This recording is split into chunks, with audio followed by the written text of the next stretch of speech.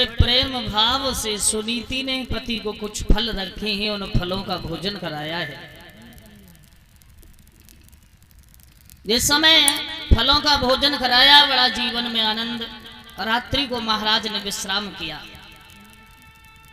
सुबह हुआ, सुनीति से कहा अब तुम यहां से अयोध्या चलो।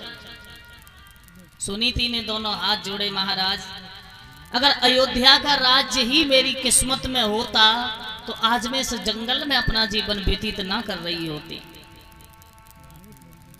महाराज मैं अयोध्या नहीं जाऊंगी। महाराज ने कहा कोई बात नहीं, मैं तुम्हारे लिए गांव से बाहर अलग दूसरे मोहल्ले में मकान बनवा दूंगा और 20 रुपए श्रीमान तेजपाल मीना जी भगवान के चरणों में, भगवान सदा सुखी रखे, भंडार भरते।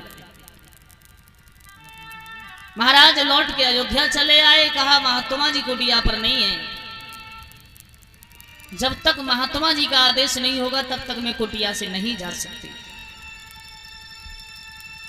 महाराज समय आने पर अयोध्या में महारानी सुरुचि के एक बड़ा सुंदर पुत्र पैदा हुआ है और उधर जंगल में उस महारानी सुनीति के भी एक बहुत सुंदर बालक पैदा हुआ। कहा महाराज के पास एक पुत्र नहीं था और आज 2 पुत्र हुए।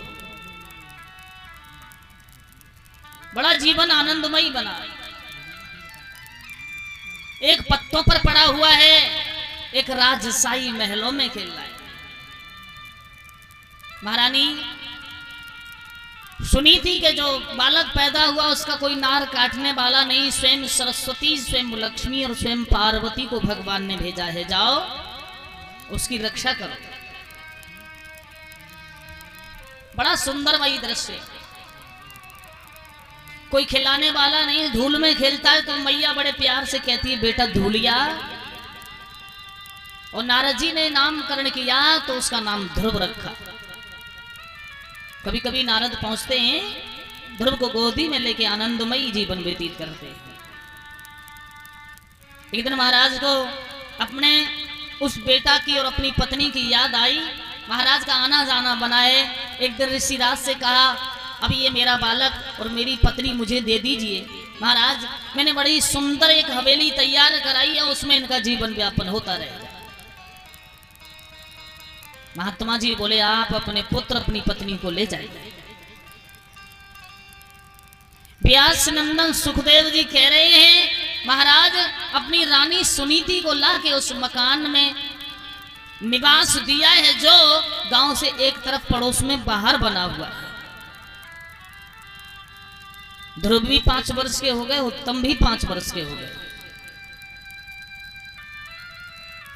जब दोनों 5-5 वर्ष के बालक हो गए, एक दिन ध्रुव और उत्तम कुमार की खेलते खेलते मित्रता हो गई।